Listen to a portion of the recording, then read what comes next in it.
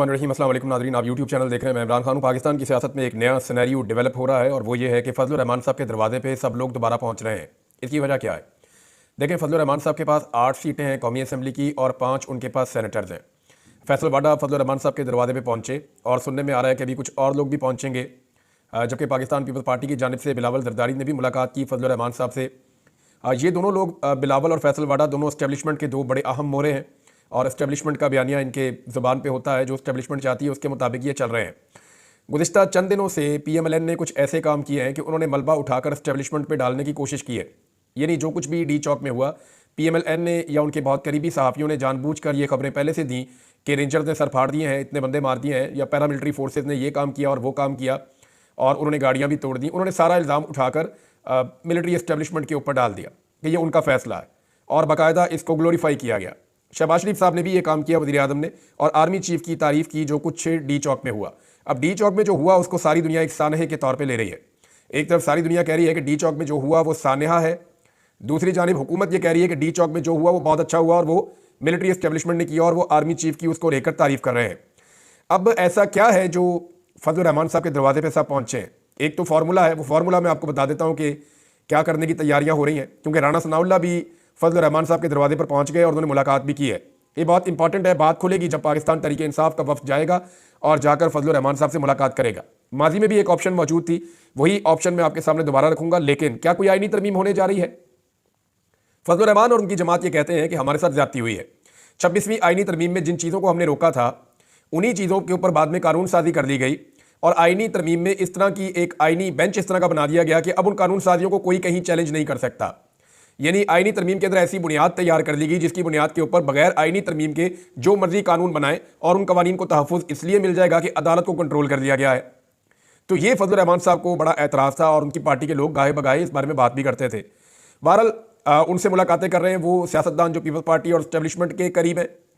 और फैसल वाडा ने एक स्टेटमेंट दिया था, इसको ज़रा याद रखिएगा, क्योंकि फैसल वाडा वो चीज़ बोलते हैं जो मिलिट्री इस्टेब्लिशमेंट बोलना चाहती है और वो मिलिट्री इस्टेब्लिशमेंट की मदद से ही अभी तक सर्वाइव कर रहे हैं पाकिस्तानी सियासत के मैदान में, और वो अपने मुंह से ये बात कहते हैं कि मैं उन्हीं का आदमी हूँ। अब फैसल वाडा साहब ने ये थोड़े दिन पहले नून लीग के ऊपर चढ़ाई करना शुरू कर दी। उन्होंने कहा जी अगर इमरान खान काबिल कबूल नहीं है ना तो फिर नून लीग भी काबिल कबूल नहीं है, ये पाकिस्तान के दुश्मन है, बहुत बुरे हैं। हालांकि इससे पहले नून लीग उनको पसंद थी, उनको अच्छी लग रही थी। फिर यही फैसल वाडा साहब जो है इन्होंने जरदारी साहब के साथ, बिलावल के साथ, मौलाना फजलुर रहमान के साथ, बाकी सबके साथ मुलाकातें भी की हैं। तो फिर आप समझ जाएं कि अब खेल क्या है। माजी में एक ऑप्शन इमरान खान साहब के पास पहुंचाया गया था और उन्हें कहा गया था कि पीपल्स पार्टी और फजलुर रहमान साहब के साथ मिलकर PTI इक़्तिदार पे कब्जा कर ले और PMLN को फारिग कर दे और उन्हें अपोजिशन में भेज दे। शहबाज शरीफ से वज़ारत उज़्मा छीन ली जाए एक अदम एतमाद के जरिए से। लेकिन इमरान खान साहब ने कहा कि जनाब पीपल्स पार्टी के साथ बैठने का मतलब ये है कि आप PMLN के साथ बैठ गए, यानी जो PMLN है वही पीपल्स पार्टी है। तो इमरान खान साहब ने ऐसी किसी भी डील से इनकार कर दिया था, लेकिन एक मरतबा फिर ऐसी डील तैयार की जा रही है। देखिए, इस वक्त इमरान खान की मकबूलियत का कोई इलाज नहीं है पाकिस्तान की एस्टेब्लिशमेंट और हुकूमत के पास। एक इलाज सिर्फ यही है कि इमरान खान साहब भी कुछ वैसी ही साजिश करें जैसी साजिश इमरान खान साहब के खिलाफ की गई थी, या किसी ऐसे खेल का हिस्सा बन जाए जिससे ये जो निज़ाम है ये लिजिटिमेट हो जाए, या जो इलेक्शन हुआ है 8 फरवरी 2024 का, वो इलेक्शन जो है उसके ऊपर स्टैंप लग जाए कि ठीक है ये इलेक्शन सही हुआ है। अब उसका एक तरीका यह है कि इमरान खान साहब किसी तरह हुकूमत का हिस्सा बन जाए या इस हुकूमत को गिराने के अंदर शामिल हो जाए और अगली हुकूमत के अंदर शामिल हो जाए, चाहे वजारतें लें या ना लें। लेकिन इसमें बिलावल वज़ीर आज़म बन सकता है। बिलावल का वालिद पहले ही पाकिस्तान का सदर है, बिलावल को लगता है कि वो इससे वज़ीर आज़म बन सकता है। और दूसरा, क्योंकि बिलावल के बारे में एस्टेब्लिशमेंट बार बार ये वहाँ से आवाज़ आती है कि he is a good boy, ये अच्छा बच्चा है बिलावल और ये लड़का ठीक है, काम करेगा। और मरियम के बारे में भी ऐसी ही राय है, she is a good girl, यानी गर्ल तो नहीं है वो, लेकिन उनके बारे में अच्छी राय है एस्टेब्लिशमेंट की। उन्हें लगता है कि ये बहुत वफादारी के साथ और बिल्कुल जैसे वो खुद कहती हैं कि जूते पॉलिश करने का फ़न, तो उसमें तो मुकाबला चल रहा है बिलावल में और मरियम नवाज़ में। अब बिलावल को अगर वज़ीर आज़म बनना है और PMLN की सियासत को वापस खड़े होना है, देखें PTI को अगर डैमेज करना है, इमरान खान को अगर डैमेज करना है तो वो पीपल्स पार्टी नहीं कर सकती, फजलुर रहमान भी नहीं कर सकते।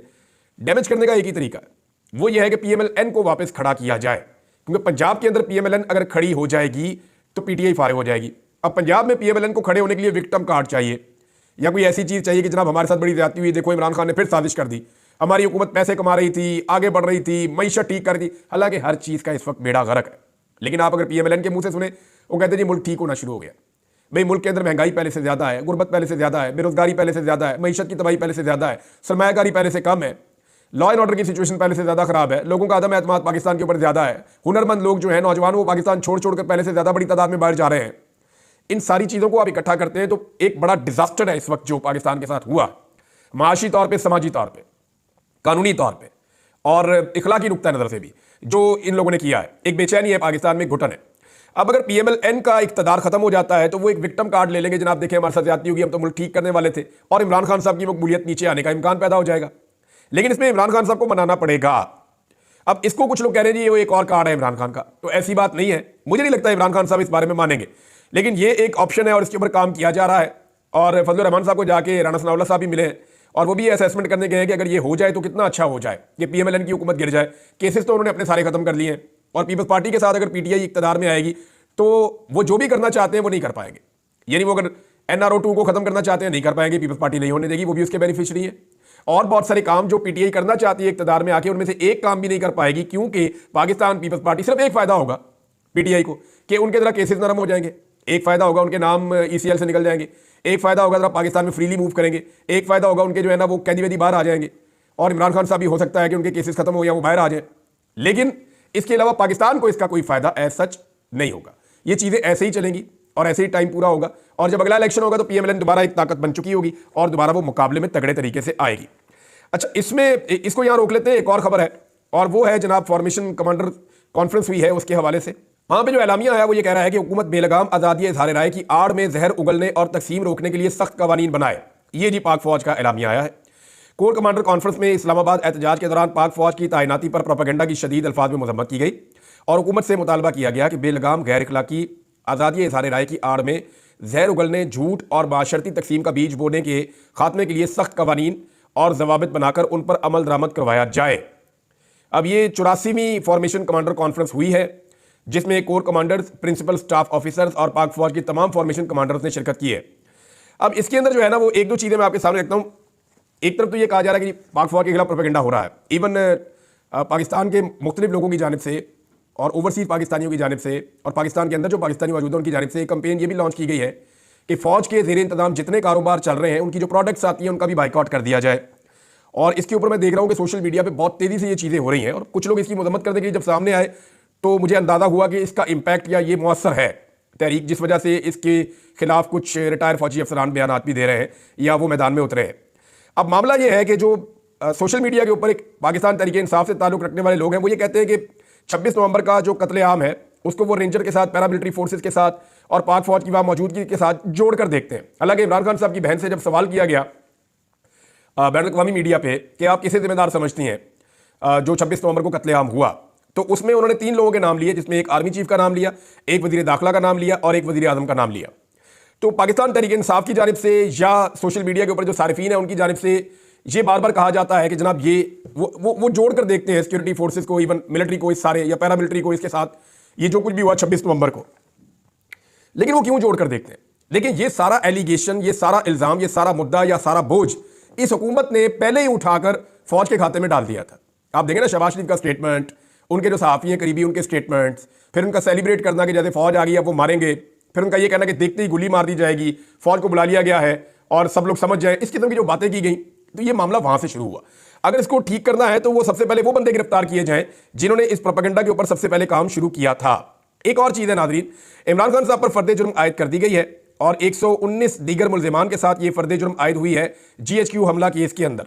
अब इसकी तफसीलात में आपको क्या जाऊँगा, आपको सारा आइडिया है। इमरान खान साहब तो 9 मई वाले दिन गिरफ्तार थे, उसके बाद ये सारा कुछ हुआ पाकिस्तान में।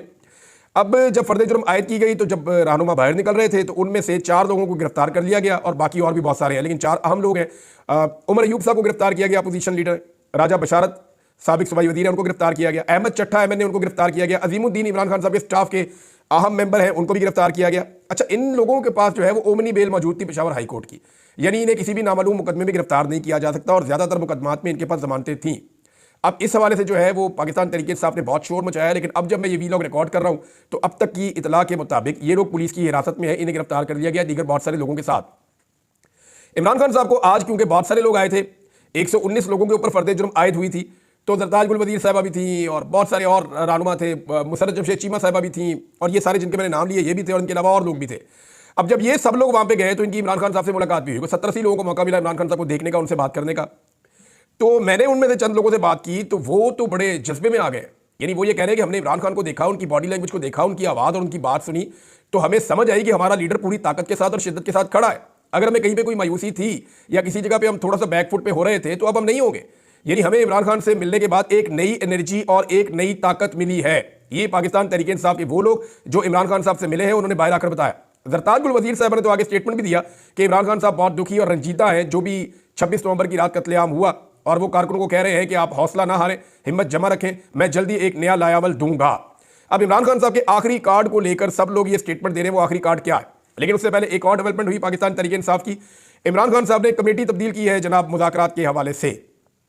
यानी अगर हुकूमत के साथ मुज़ाकरात होंगे तो उसके लिए एक डेडलाइन दे दी गई है और बैरिस्टर गोहर को पार्टी के उमूर तय करने के इख्तियारात वापस ले लिए गए हैं। यानी ये जो मामलात हैं उनसे वापस लिए गए हैं, खासतौर पर मुज़ाकरात के हवाले से। इमरान खान ने अडयाला जेल में उमर अयूब को सियासी हिकमत अमली तय करने और सियासी फैसले करने का इख्तियार दे दिया है। दूसरी जानिब हुकूमत से मुज़ाकरात के लिए कमेटी कायम कर दी गई है, जबकि मुतालबात की मंजूरी के लिए हुकूमत को 12 दिसंबर की डेडलाइन दी गई है। डेडलाइन का मतलब आप समझते हैं कि 12 दिसंबर के बाद अगर हुकूमत मुज़ाकरात नहीं करती और मामला को किसी नहज पे नहीं ले जाती तो उसके बाद पाकिस्तान तहरीक इंसाफ अगली हिकमत अमली के तहत हुकूमत के खिलाफ दोबारा से एहतजाज कर सकती है या कोई और तहरीक शुरू कर सकती है या कोई और मामला नया खड़ा कर सकती है। अच्छा, अडयाला जेल में इमरान खान से शेख रशीद की भी मुलाकात हुई, फवाद चौधरी साहब की मुलाकात हुई, शाह महमूद कुरैशी थे, उमर अयूब थे और दीगर लोग थे, उन सब ने मुलाकात की। इमरान खान ने शेख रशीद को गले लगाया, उनको प्यार किया और उन्होंने कहा कि शेख हम इकट्ठे हैं। तो शेख रशीद अहमद साहब के लिए जो है वो बड़ी उनकी कुर्बानियों का इमरान खान साहब ने उनकी तारीफ़ की, जैसे उन्होंने तारीफ़ की थी परवेज़ इलाही की कुर्बानियों की। लेकिन परवेज़ इलाही साहब की हालत बहुत ख़राब है, वो अभी खुलकर सियासत नहीं कर पा रहे और उनकी मेडिकल रीजंस हैं उनकी फैमिली के मुताबिक। तो अल्लाह करेगा वो ठीक हो जाएंगे। परवेज़ इलाही साहब हिम्मत वाले आदमी, उन्होंने बड़ी मुश्किल जेल काटी है। मैं जब जेल में था तो मैंने वहाँ लोगों से पूछा तो उन्होंने बताया कि परवेज़ इलाही ने बड़ी मुश्किल जेल काटी है, बड़ी तकालीफ बर्दाश्त की है। जख्मी होने के बावजूद वो बड़े दिल के साथ जेल में रहे हैं। 12 दिसंबर को पेशावर में इमरान खान साहब ने शोहदा मार्च के इनकाद की हदायत की है कि पेशावर में शोहदा के लिए एक मार्च किया जाए और उसमें JUI फेस समेत तमाम अपोजिशन जमातों को दावत दी जाए। और 12 दिसंबर की डेडलाइन दी है जिसमें सानिया 26 नवंबर और 9 मई की जुडिशल तहकीकात करवाने और सियासी कैदियों की रिहाई का अल्टीमेटम दिया गया। अब जो ये मुज़ाकरात करने वाले लोग हैं उनमें भी बैरिस्टर गोहर शामिल नहीं है। उमर अयूब है, असद कैसर हैं, गंडापुर हैं, सलमान अकरम राजा हैं और साहबजादा हामिद रजा हैं। ये बंदे जनाब अब इसके अंदर शामिल होंगे एहतजाज के हवाले से। ये हैं जनाब अब तक की इन चीज़ों में डेवलपमेंट। और कुछ चीज़ें मैं आपके सामने और रख देता हूँ। एक तो जनाब एक स्टेटमेंट आया और वो स्टेटमेंट ने मेरा दिल ही तोड़ दिया। और ये स्टेटमेंट दिया है बहुत ही निकम्मे, नकट्टू, बेवकूफ़, बुज़दिल, बेगैरत और बेशर्म आदमी ने, जो आर्मी चीफ है जनूबी कोरिया का। जनूबी कोरिया के आर्मी चीफ ने जो है वो नाक कटवा के रख दी है मिलिट्रीज़ की और उसने कहा कि मुल्क में मार्शल लॉ की कोशिश के मामले पर जनूबी कोरिया के आर्मी चीफ ने इस्तीफा देने की पेशकश कर दी है। ये अली तलोनी साहब ने जो है वो इसको ट्वीट किया है। हम फौज के पेशावराना कामों में माहिर हैं और हम मार्शल लॉ या फौजी हुकूमत में माहिर नहीं है। मुल्क नाजुक दौर से गुजर रहा है और ये बेशरम कह रहा है कि मैं इस्तीफा दे रहा हूँ। कैसा बेगैरत आर्मी चीफ है। इसको चाहिए था अवाम को मारता, अवाम के ऊपर अटैक करता, आकर तकरीर करता, मार्शल लॉ लगाता, ये कहता मेरे अजीज हम वतनों, इन शरपसंदों को, इन दहशतगर्दों को हम कुचल कर रख देंगे, और चढ़ दौड़ता अपनी अवाम के ऊपर, उनको गोलियां मारता, 10, 20, 25 हज़ार बंदा जेलों में डालता, वहाँ पे जूते चलाता, अच्छी तरह लोगों को अगवा करता, अगवा बराए बयान करवाता, वहाँ पे जबरी गुमशुदगियाँ करवाता, पॉलिटिकल पार्टी से बंदों की जो है वो वाबस्तगियाँ खत्म करवाता। इतना आसान था, सीधा सीधा काम था। अपने मुल्क की खिदमत का जज्बा ही नहीं है इस बेशरम आदमी के अंदर। ये जो जनूबी कोरिया का आर्मी चीफ है, इसको शर्म आनी चाहिए, इसको सीखना चाहिए कि कैसे काम करते हैं। बहरहाल इस आदमी ने इस्तीफा देने की पेशकश कर दी है और मुझे लगता है कि शायद इसका इस्तीफा मंजूर भी हो जाएगा। इतने कमज़ोर आदमी को किसी भी मुल्क का आर्मी चीफ नहीं होना चाहिए। नाज़रीन, पश्तून भाइयों के हक़ के अंदर जो है वो खैबर पख्तूनख्वा के जो लोग हैं वहाँ पे इस्लामाबाद में जो उनके साथ जुल्म और ज़्यादती की है पुलिस ने, यानी इंतहा कर दी है। जिसका चेहरा सफ़ेद है, जब दिखाई देता है कि ये पश्तून है, इसका चेहरा वैसा है, इसका पहनावा वैसा है, ये चलता पश्तूनों की तरह है। पठान तो फिर पहचाना जाता है ना, पता चलता है उसका। पठान पैदल चलता हुआ जा रहा हुआ, पीछे से देख के पहचानते हैं कि पठान है। दूर से चलता हुआ आ रहा हो, आपको पता चलता है पठान है। उसकी एक अलग चाल है, एक अलग ढाल है, एक अलग पहनावा है, एक अलग अंदाज है उसका। फिर पठान दिखते भी थोड़ा अलग है। तो हमारे जो पश्तून भाई हैं जो इस्लामाबाद में बेचारे नौकरियाँ कर रहे थे, काम कर रहे थे, वहाँ पर उनका आना जाना था कारोबार के लिए, बड़े बेनती लोग हैं। तो उन्हें पकड़ पकड़ के पुलिस ने वो ज़िल्लत और वो रसवाई उनको दी है और इतना उनको परेशान किया है कि उसके बाद जो है वो सब लोग सरापा एहतजाज है। जमात इस्लामी ने भी अब इसके लिए आवाज़ उठाई है और वो कोई एक प्रेस कॉन्फ्रेंस भी कर रहे हैं आज के दिन के अंदर, गालिबन उन्होंने की भी है, और बाकी सारी पार्टियां भी आवाज़ उठा रही हैं। अभी वहाँ पे जो है वकला ने इस्लामाबाद में एक मार्च किया है पश्तून भाइयों के हक़ में, तो उनका बहुत शुक्रिया, हम उनके शुक्रगुजार हैं। अब पूरा पाकिस्तान जो है वो एक है और पाकिस्तान के हर शहरी की वही इज़्ज़त होनी चाहिए जो बाकियों की है। ऐसा नहीं हो सकता कि इस्लामाबाद आने वाले किसी एक खित्ते के लोग, इससे पहले वो बलूचिस्तान की हमारी बहनें बेटियाँ आई थीं, उनको ठंडे पानी के साथ तकलीफ़ दी गई, उन्हें टॉर्चर किया गया, उन्हें मारा गया, उनसे बिस्तर छीन लिए गए, उन्हें सर्द रातों में खुले आसमान तले रहने पर मजबूर किया गया। कितनी ज्यादती थी। और जब उनके सामने एक और स्पॉन्सर्ड कैंप लगाया गया तो उस कैंप के अंदर किस तरह से फैसिलिटेट किया गया, बड़े बड़े हीटर्स लगाए गए, सबको फैसिलिटीज दी गई, लेकिन वहां बैठने वाला कोई नहीं था। तो ये ज्यादती इस्लामाबाद के अंदर जब होती है छोटे सूबों के लोगों से, तो लोग उसको दिल के अंदर रखते हैं, उन्हें तकलीफ होती है इन चीज़ों से। आज़ाद कश्मीर की सूरत हाल मैं आपको नाज़रीन अगले वीलॉग में रिपोर्ट करूंगा, लेकिन मरियम नवाज ने फिर से एक अजीबोगरीब स्टेटमेंट दे दिया। हर थोड़े दिन बाद जब थोड़ा सा मामला लोग भूलने लगते हैं, कोई ना कोई बंगी मार के सारी अपनी पार्टी का, अपने खानदान का बेड़ा गर्क कर देती हैं। अब स्टेटमेंट यह दे दिया कि दिल से पाकिस्तानी हूं, पाकिस्तानी ब्रांड इस्तेमाल करती हूं। लोगों ने दे तरह की तस्वीरें लगा लगा के जो मरियम नवाज ने इंपोर्टेड ब्रांड पहने, एनकें, जूते, बैग, कपड़े, कोट्स, मफलर्स और पता नहीं क्या कुछ, स्कार्फ, जो चीजें मरियम नवाज ने टका के ब्रांडेड पहनी है ना, उनकी कीमतों समेत लोगों ने लगा लगा सोशल मीडिया में तबाही फेर दी कि ये है जनाब आप दिल से पाकिस्तानी, और ये वो पाकिस्तानी ब्रांड है जो आप इस्तेमाल करते हैं। दुनिया के महंगे तरीन बैग हैं, महंगे तरीन जूते हैं, महंगा तरीन मेकअप है, महंगी तरीन सर्जरियां हैं, फिर महंगी तरीन एनके हैं, महंगा तरीन जेवर है, हर चीज इंपोर्टेड इस्तेमाल करनी, बाहर की, और कहना जी मैं दिल से पाकिस्तानी हूं, पाकिस्तानी ब्रांड इस्तेमाल करती हूं। ये उस बाप की बेटी है जिन्होंने सारी जिंदगी इंपोर्टेड टाइयां और 3 पीस पहन के गोरों के सामने हाथ बांध के जो है वो जिंदगी गुजारी है। यानी ये ब्रांड पाकिस्तान तो फिर इमरान खान हुआ ना। अगर कोई वाहिद पाकिस्तान का ब्रांड है तो वो इमरान खान है। और भाई शलवार कमीज और वेस्टकोट के अंदर जाता है सारी दुनिया के अंदर। जब से वजीर आजम बना शलवार कमीज पहन कर रहा, उसने पाकिस्तान का ब्रांड पहना, कप्तान चप्पल के नाम से उसकी चप्पल का नाम पड़ गया जो वो पहनता है। He is a brand Pakistan. वो एक रियली एक ब्रांड है, पूरी दुनिया में जाता है, अपने कपड़े पहन के जाता है, उसको किसी किस्म का एहसास कमतरी है ही नहीं। नवाज शरीफ साहब जनाब अमेरिकन का कोई पिट्ठू या चपड़ासी भी मिलने आ जाता ना, तो लाल रंग की टाई लगा के, कोट पहन के, खुशबू लगा के जाके उसके सामने खड़े हो जाते हैं कि मैं तो जनाब आप कंफर्टेबल हो जाए, मैं आप ही की तरह का आदमी हूं। शहबाज शरीफ भी एग्जैक्टली यही करते हैं। इमरान खान से प्रॉब्लम क्या था? ही वो तो ब्रांड, पाकिस्तानी ब्रांड, पाकिस्तानी कपड़े पहनता है, पाकिस्तानी जूता पहनता है और पाकिस्तान की बात करता है। अब तक के लिए इतना ही। अपना ख्याल रखिएगा, अपने चैनल का भी। अल्लाह हाफिज़।